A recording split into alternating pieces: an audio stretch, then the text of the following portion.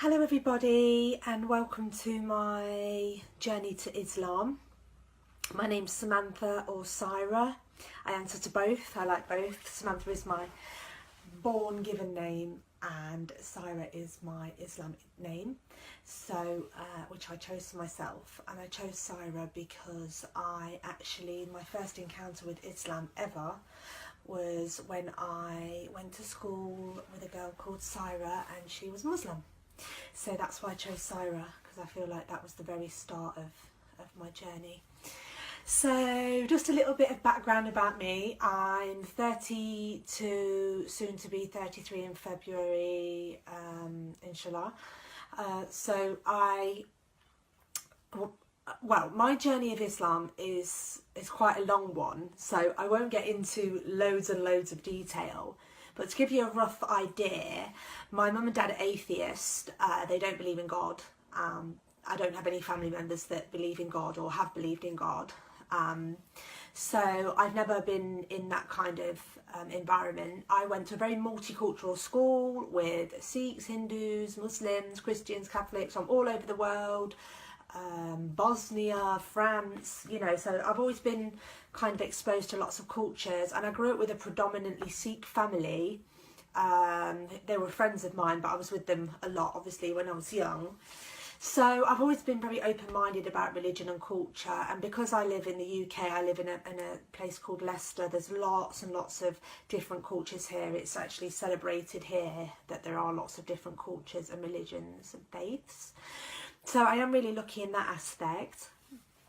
So a little bit about my journey. In 2014, I was in town and I saw a man with a Quran, a brother with a Quran, and he was talking about Islam and what Islam was about.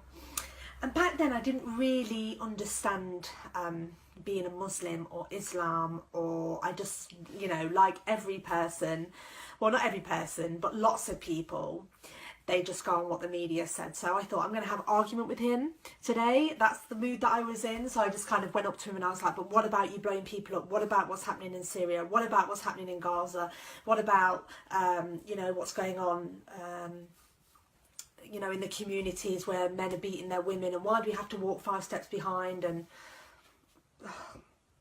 please, Allah forgive me for my stupidness. That's all I could do, is just ask for forgiveness for my stupidness. Anyway, so he received me with kindness and love, and he was very understanding, and he answered my questions. And once I left him, I thought, I'm ridiculous. I'm really blind. So I went home and started talking with my then boyfriend, who is now my husband, about Islam and about Muslims, and he was already very open-minded about these things, and I just felt like I needed to kind of catch him up. So I started doing loads of research, I started reading the Quran, I started getting interested in Islam, and then I don't really know what happened. I just kind of, life got in the way, and me and my husband got married, and I don't know, it just kind of slipped away. There was a point where I actually was bombarding one of my Islamic friends with loads of questions about being a Muslim and Islam and what's what, to the point where I actually just had to block them on Facebook and on all of my social media and on my phone, because every time they were talking to me, I realised that it was the truth, and it was almost like I was scared. I got cold feet and ran away. But mashallah, I came back to it because all my life, without even really realising, I've had loads and loads of signs from God, loads of things that keep bringing me back. I could go through all the stories that I've ever had of where I've had a kind of relationship with God, or I've had some kind of sign or something's happened, but I'll save that for another video because I'd like to share that with you. So yeah, me and my husband, we had a baby, and I was starting to question kind of my existence and starting to feel really down about the fact that we just die and we're dead and that's it. And then I started thinking about the Big Bang and the fact that it is a theory. So they're saying that religion is a theory, well, so is the Big Bang. And I started kind of reading loads of stuff about the pyramids and Gaza and what's going on in the media, and I really sunk my teeth into it.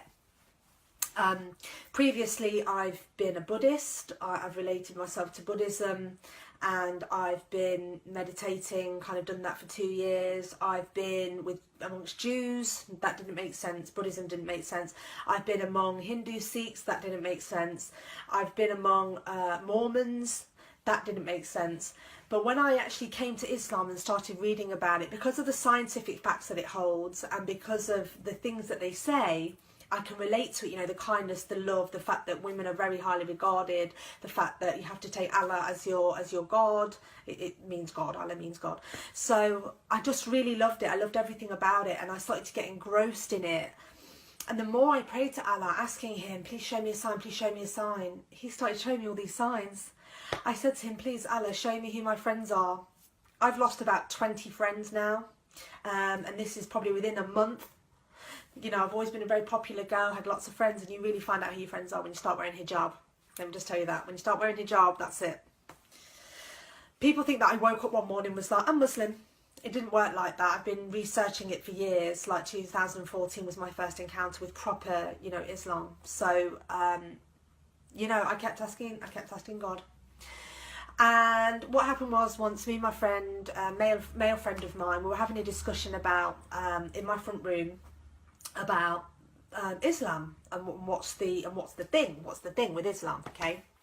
Because Westerners, we are very ignorant to these things, and we do watch a lot of things that are in the media, and we don't actually go out in the store, we don't go to the mosque, we don't speak to Muslims because we're scared. But there's nothing to be scared of at all. Like, just talk to them. When you see the Muslim lady walking down the street in hijab, just talk to her. She will talk to you.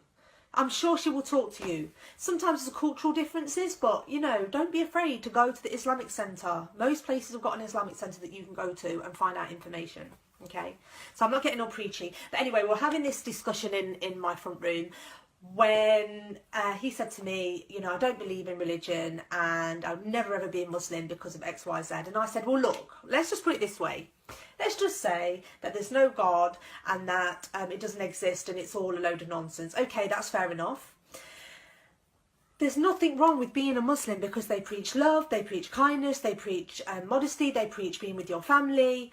So what's bad about that? So even if you did follow it, and even if you did follow Islam, that can only be a beautiful thing.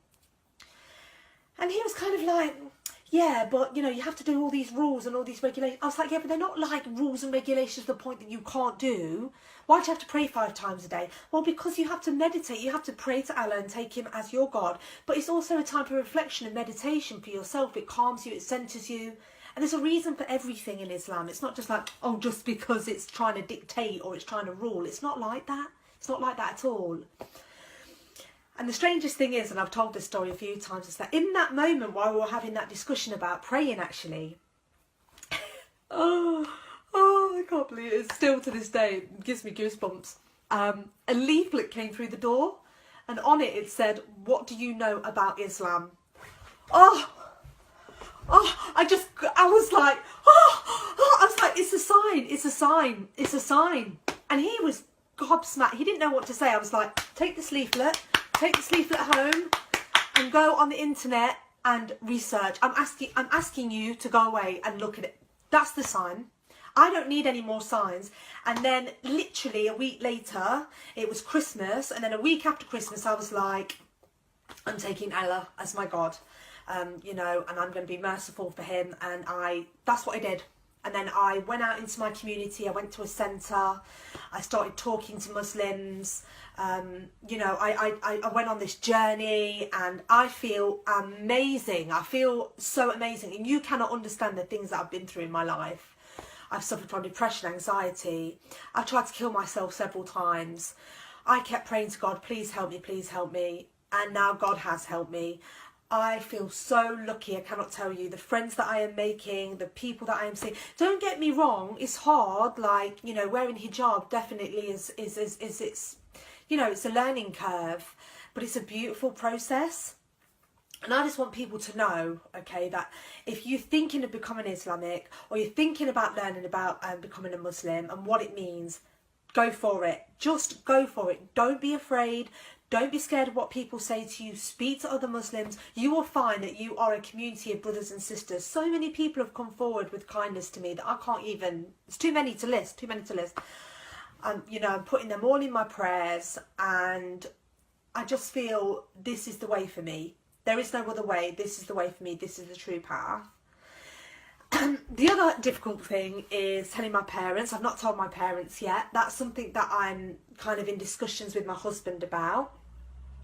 So I'll let you know how that goes in an updated video. I will talk to you as well about my signs that I had from God, because I think that's really important. And the other thing is that my husband's not a Muslim. I know in some cultures they frown upon that. I keep praying for him. You know, he's very open-minded. He's with me, standing by my side. I just hope that Allah, you know, mashallah, that he will succumb and he will realise. I just keep praying, and, you know, I know some cultures don't like it that he's not a Muslim, but it's not my choice to make. He has to make it himself. He has to have the calling, or he has to know. You know, it's not something that I can say, you will be a Muslim, because that's not right for me, and that's not the Muslim way. So yeah, that's it in a nutshell. I will do a video about, like I say, when I've had signs from God, and also how it goes with my parents. Yeah, so I'm working in the community now. I'm going to be doing lots of work with the Muslim community, and also hopefully, inshallah, starting up a group of converts. So if you've recently converted to Islam and you've been a bit lost, especially if you're white British or white, or come from a completely different culture, you don't even have to be white per se, but I want to start up something so we can have a support group. So that's about it. Let me show you my son and my husband. He was a day old there. That's my husband and my little boy, Aina.